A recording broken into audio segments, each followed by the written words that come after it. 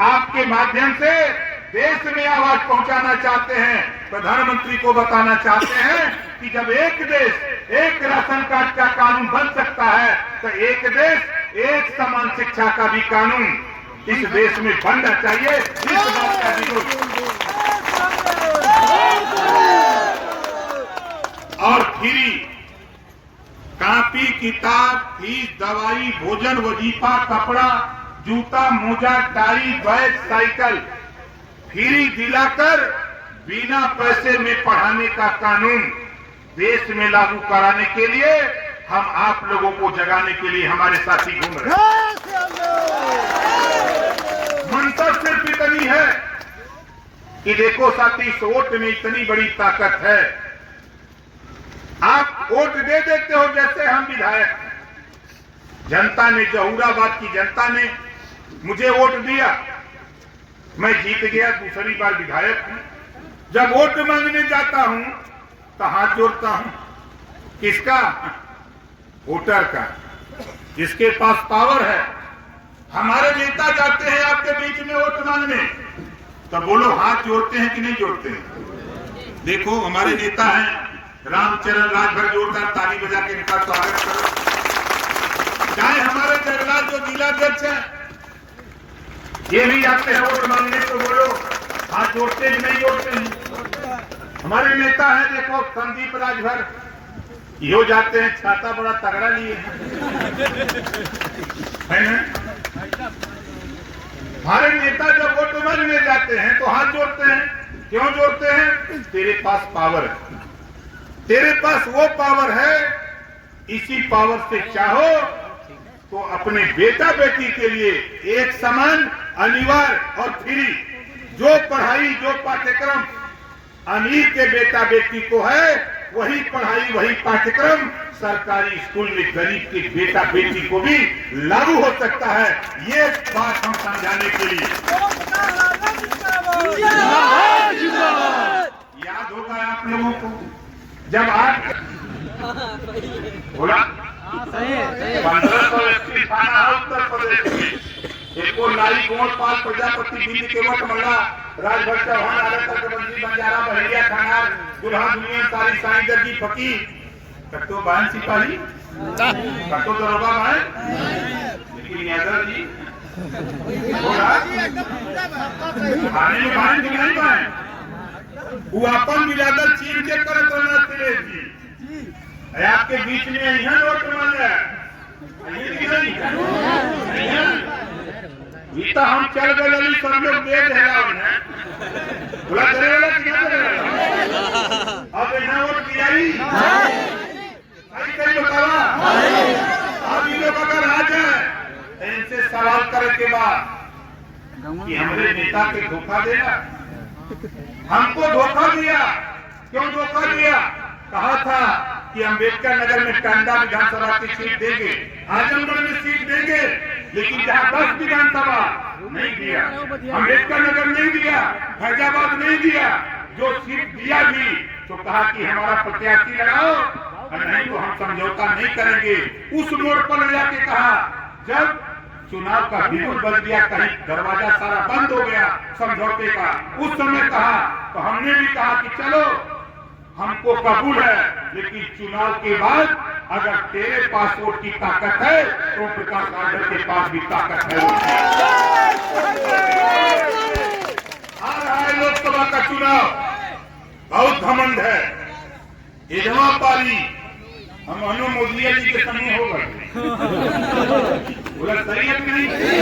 ये बता देते मेरी मत करिए कि नेता आना तो ना बताओ, बता देते इजमा पाली मोदी जी के समय है ही, ये वजह है कि जौन बात हम बतावत है, ये बात के लेके चाहे अमित शाह जी हो, आप फोटो देखले होगा, अभी 4 तारीख के घर अमित शाह जी से कहली कि देखा हम कुल नेता मत समझा कि खाली जी सर वाला, हम नेता न हिला, आर पार वाला हिला, हम गरीबन का लड़ाई लड़े हो, हम मंत्री पद का लालच न हो। हमने 2 साल में जब सामाजिक न्याय समिति की रिपोर्ट 27% आरक्षण का बंटवारा नहीं किया तो इस्तीफा देकर के साथी तेरा नेता ओम प्रकाश तो अमित साहू जी के चापी लोग बातें ले रहा हूँ। और आज बधाई देता हूँ साथियों आपको, आज महाराजा सुहेलदेव जी की चर्चा हमारे देश के प्रधानमंत्री माननीय नरेंद्र मोदी जी करते हैं, हमारे देश की राष्ट्रपति महोदया द्रौपदी मुर्मू जी करती हैं, हमारे महाराजा सुहेलदेव जी की चर्चा सूबे के मुख्यमंत्री योगी आदित्यनाथ जी करते हैं। और देख लेना 14 तारीख को मायावती को, अखिलेश को, सोनिया को, सभी नेताओं को मजबूर कर दूंगा महाराजा सुहेलदेव जी की जयंती मनाने। सही काम होगी गलत? और देखा बात तो बहुत बार की बुनियो चालू है, पानी भी नहीं भीगे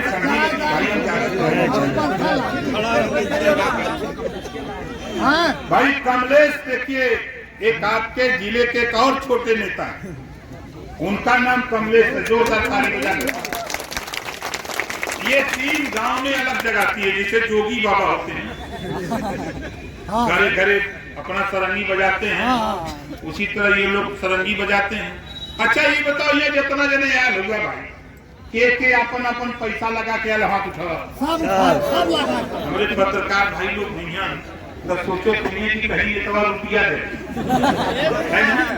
सही से बताओ, तुम हाथ उठावा जे अपन अपन पैसा लगा के आयल, घबरा मत।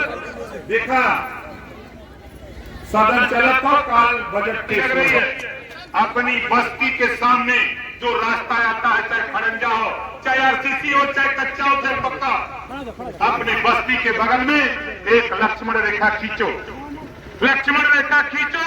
अब वही प्रवेश करेगा जो पीला झंडा महाराजा सुहेलदेव अमर रहे, भारतीय समाज पार्टी जिंदाबाद बोलेगा, वही बस्ती में प्रवेश करेगा, दूसरे को प्रवेश करने नहीं दिया जाएगा।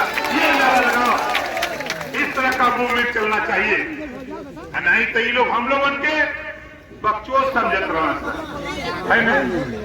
हमसे कहा यार तू लोग मर्दे बकचोद है, अंकली चल बकचोदन का गोल बनाओ, चला।